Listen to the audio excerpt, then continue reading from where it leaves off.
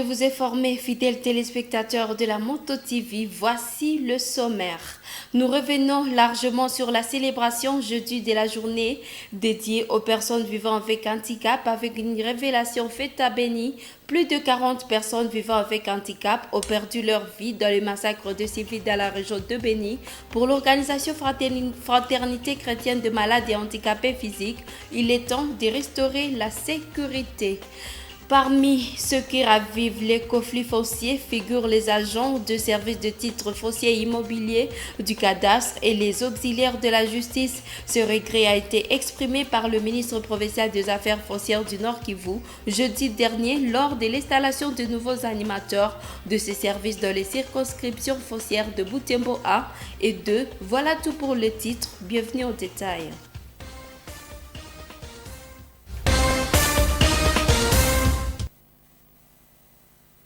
Tout d'abord, cette information, à l'occasion de la célébration de Saint François Xavier dans l'Église universelle, l'évêque de Butembo Béni a exhorté les chrétiens baptisés à raviver la mission de proclamer l'évangile aux nations.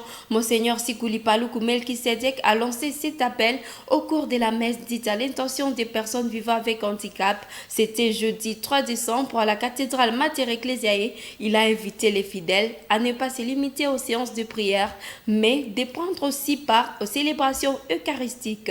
Grâce Kakoko. Le pasteur de Butembo Béni interpelle la jeunesse catholique à distinguer des séances de prière de la célébration eucharistique. Il est clair que la messe est un témoignage de la présence du Christ à travers la parole et l'Eucharistie. Ainsi, pour garder la voie ferme, Monseigneur Sikuli Paluku Melkisedek demande aux jeunes d'éviter de rater des messes dominicales pour quelque prétexte qu'il soit.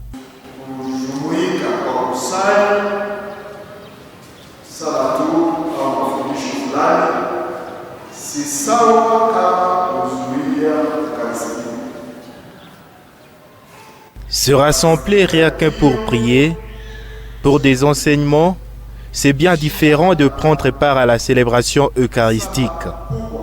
L'Eucharistie, c'est la racine, la grande prière à travers laquelle Jésus-Christ lui-même s'associe à nous par sa parole et l'Eucharistie.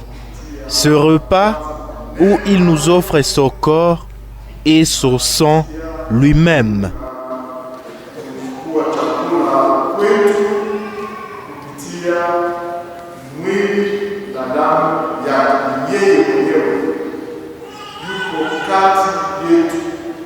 En ces temps forts de l'Avent, l'évêque de Butembo Béni invite les chrétiens à proclamer la bonne nouvelle de Jésus-Christ à travers non seulement la parole de Dieu, mais aussi des bons actes.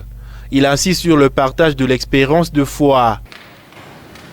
L'heure a sonné pour nous de rallumer l'enthousiasme pour l'évangélisation. Nous sommes à Chers frères et sœurs, il y a deux choses sur lesquelles nous sommes appelés à insister aujourd'hui.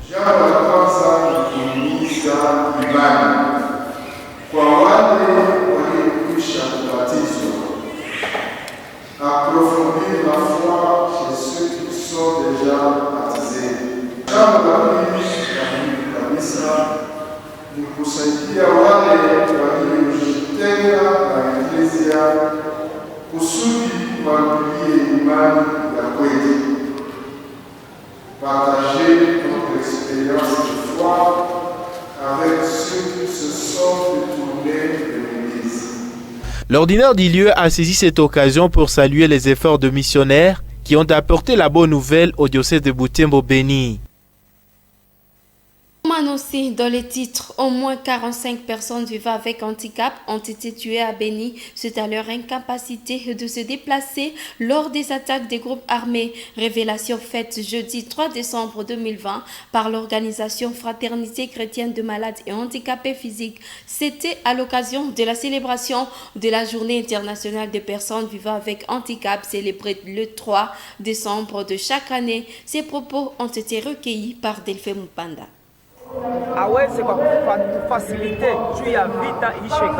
Nous plaidons auprès du chef de l'État congolais Pour qu'il facilite l'enfer de la guerre ici chez nous. Les personnes vivant avec handicap sont de plus en plus vulnérables suite au massacre. Elles sont incapables de se déplacer lors des attaques des assaillants. À Ringete Owicha, nous avons documenté 33 handicapés tués, à Beni 4 et à Mutuanga 9. Notre message est que le président de la République finisse avec cette guerre qui continue à déranger. Et notre message est que les personnes de bonne volonté qui nous soutiennent appellent les handicapés de différentes formations qu'ils pourront élargir aux autres pour leur autoprise à charge.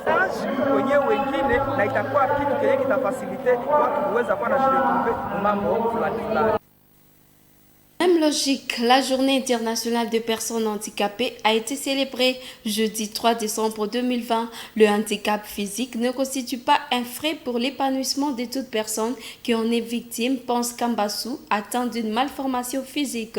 Reportage de Francine Moussoa. Kambassou tient une boutique au centre-ville de Butembo. Malgré l'absence de ses membres et ferrières, ce commerce spécialisé dans la vente des ustensiles de cuisine prospère.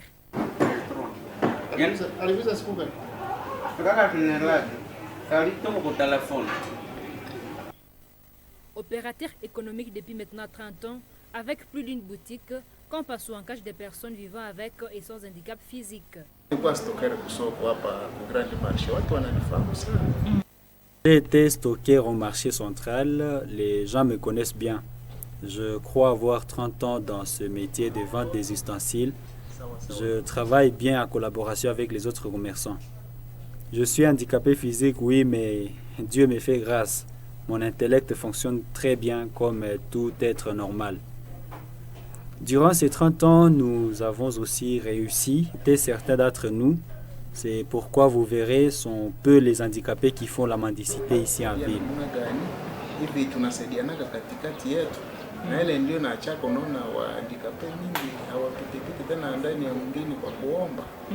Il se félicite du fait que les personnes vivant avec handicap ne mendient plus.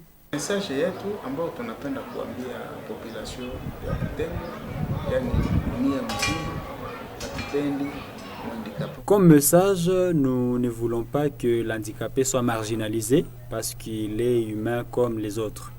Avant, les handicapés n'allaient pas au cours, ils avaient des difficultés à se marier. Mais de nos jours, de par le développement, ils font tout ce que les normaux font.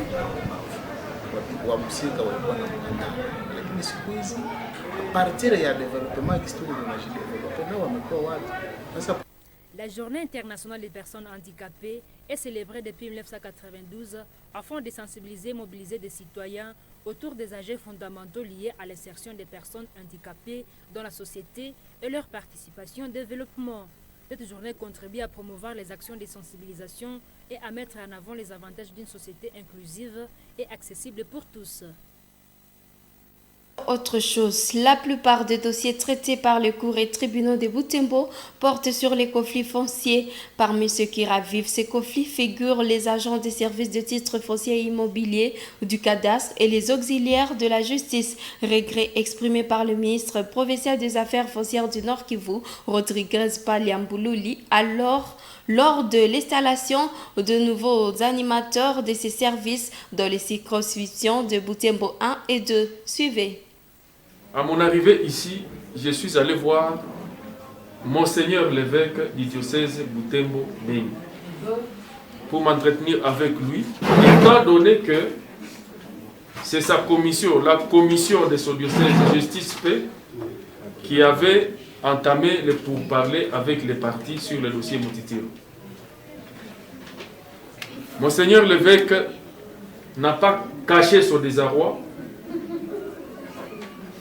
n'a pas caché son mécontentement en ce qui concerne les agissements des agents des titres immobiliers et cadastres.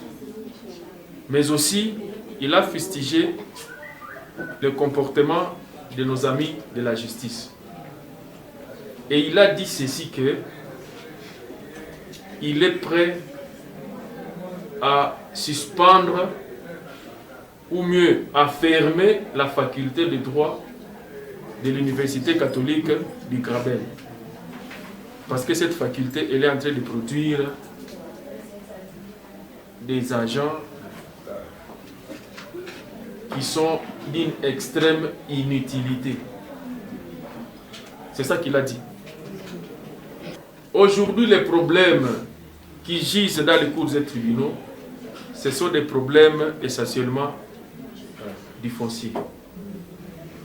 Et ces problèmes sont créés par et les agents des affaires foncières et nos amis de la justice. Si, au niveau de la province et au niveau de Kinshasa, nous avons songé à vous placer dans cette circonscription, c'est parce que nous croyons que vous allez apporter le changement.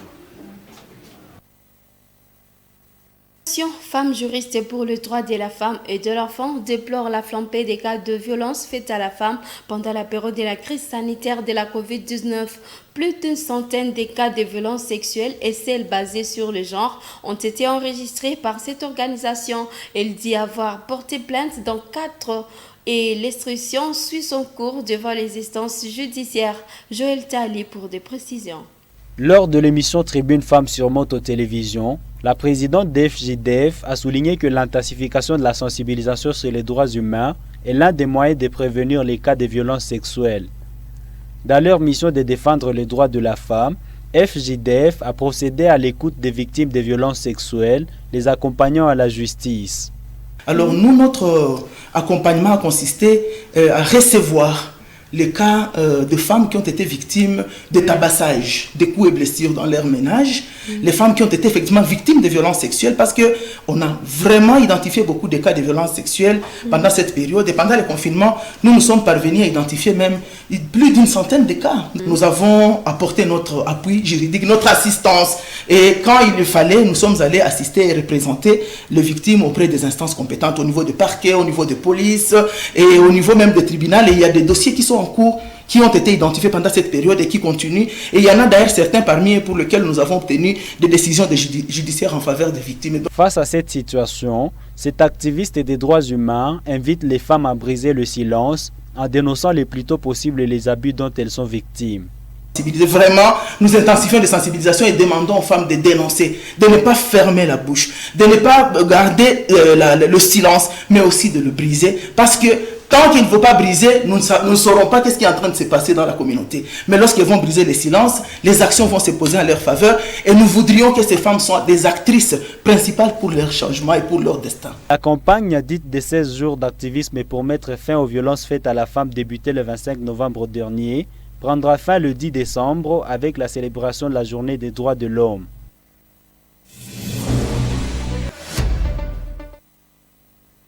Pour l'AS Nyuki de Butembo joue sa 6e rencontre comptant pour la division 2 de la Lina Foot ce samedi 5 décembre 2020. Ce grand choc l'opposera au FC Étoile du Kivu de Goma. À travers cette manche, l'AS Nyuki tentera de consolider son leadership sur la zone Est-A dont il occupe la tête avec 13 points sur 15. Elle est suivie de l'AS Kabasha de Goma. Son adversaire de ce week-end, le FC Étoile, vient à la 3e position. Le team vert et noir de Butembo est récemment revenu de Bukavu où elle a disputé 2 grands matchs remportés face respectivement au FC Bukavu Dawa et FC Vivi d'Uvira. Voilà tout pour ce journal, messieurs et dames. Bonne soirée à vous.